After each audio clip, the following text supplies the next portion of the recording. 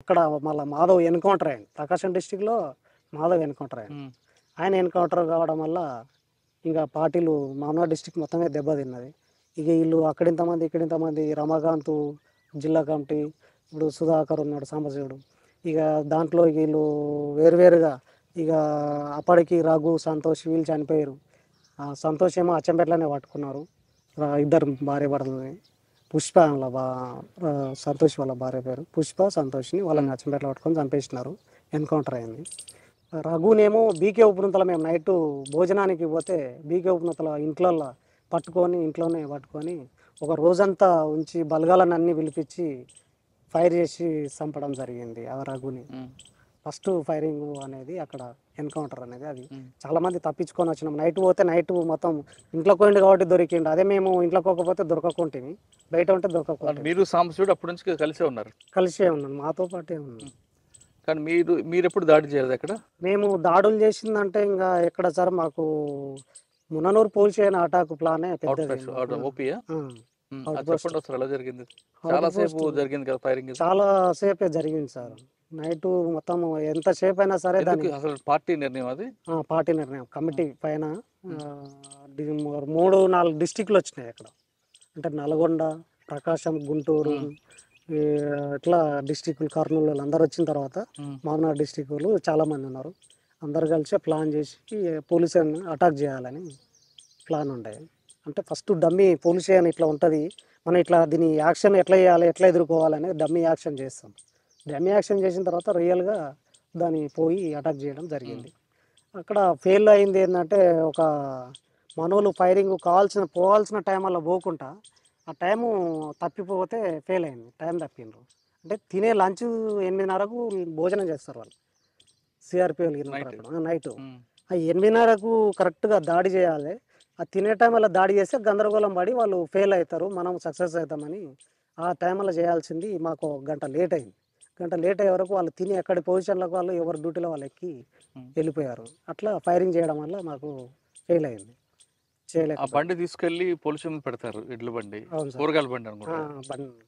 బండి కూరగాయల బండి అంటే మైక్ సెట్ ఉంటుంది మా దగ్గర ఆల్రెడీ.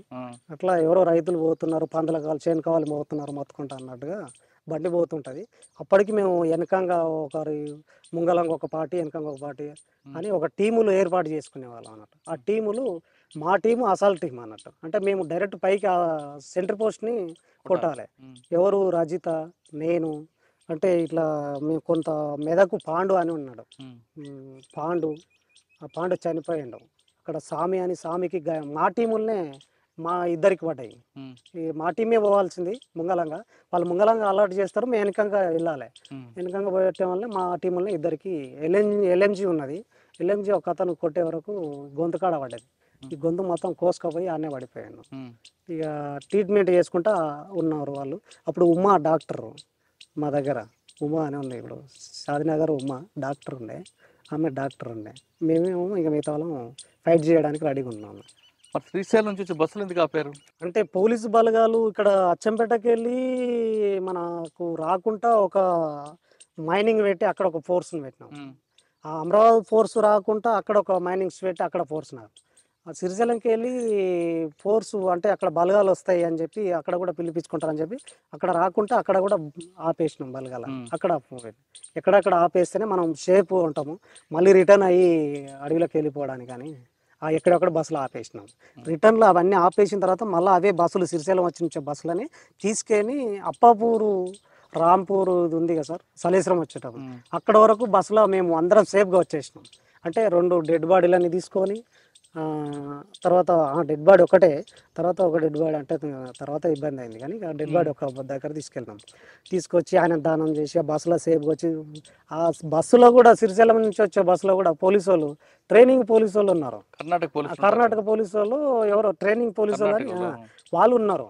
వాళ్ళని అందరినీ ఒక్కరం కూడా మేము ఎలాంటివి కూడా ఇట్లా ముట్టుకొని బెదిరియడం, అదిరియడము, అట్లాంటిది ఏం అంటే చేయలేదు. వాళ్ళు బతికిపోవడానికి కారణం సాంబశివుడు వద్దు అన్నాడు. సాంబశివుడు వద్దన్నాడు. ఉమ్, ఎవ్వరిని కూడా ఎవరు మీరు ఏం అనకండి, పోలీసులు వాళ్ళు లీవ్లో పోయేటాళ్ళు ఉంటారు, ఏదో ఒక రకంగా ట్రైనింగ్ వాళ్ళు ఉంటారు, ఏదో మనకు ఐడెంటిఫై వాళ్ళు మనకు టార్గెట్ కాదు, వాళ్ళు కాదు అక్కడ ఫెయిల్ అయిందని వీళ్ళని చేయడం కరెక్ట్ కాదని ఎవరిని కూడా ఎక్కడ ఏం చేయలేదు. వాళ్ళని కూడా వదిలిపెట్టేసి అదే బస్సులో మేము ఎక్కడైతే డ్రాప్ అయినామో డ్రాప్ అయిన బస్సుని అక్కడ మలిపి అదే బస్సులో మళ్ళీ రిటర్న్ పంపించేసిండు సాంబశివుడు. వాళ్ళే మళ్ళీ ఎవరు ఫైర్ చేస్తామని. ఎవ్వరు వాళ్ళు కూడా ఏం అనాలే, వాళ్ళకి అర్థం కాలే ఎవరు ఏంది తీసుకుపోతురు అని కూడా అర్థం కాలే. అట్లాంటి సిచ్యువేషన్లో వాళ్ళని కూడా సేఫ్గా మళ్ళీ బస్సులు రిటర్న్ ఇచ్చి పంపించేసినాం. అది అయిన తర్వాత నెక్స్ట్ ఇంకెక్కడ తీసారు మీరు? ఇంకా అది అయిన తర్వాత ఏం చేయలేదు సార్. ఇక మామూలుగా అంటే ఫైరింగ్లు బైరాపూర్ కాడ జరిగింది. బైరాపూర్ కాడ ఫైరింగ్ జరిగింది, వాళ్ళు కుమ్మింగ్ పోయి వస్తున్న క్రమాలల్లో. తర్వాత ఆడ జరిగింది, ఇంకొక గారెబండల కాడ జరిగింది. కొన్ని ప్లేసులు ఉన్నాయి. కాకపోతే ఏంటంటే మేము పోవాల్సిన టార్గెట్ అయితే కాదు, మేము పోతున్న క్రమాలలో వాళ్ళు అలసిపోయి వచ్చి కూర్చున్నారు, అట్లా మేము ఫైరింగ్ చేయడం జరిగింది. అది అట్లాంటి కొన్ని సందర్భాలు.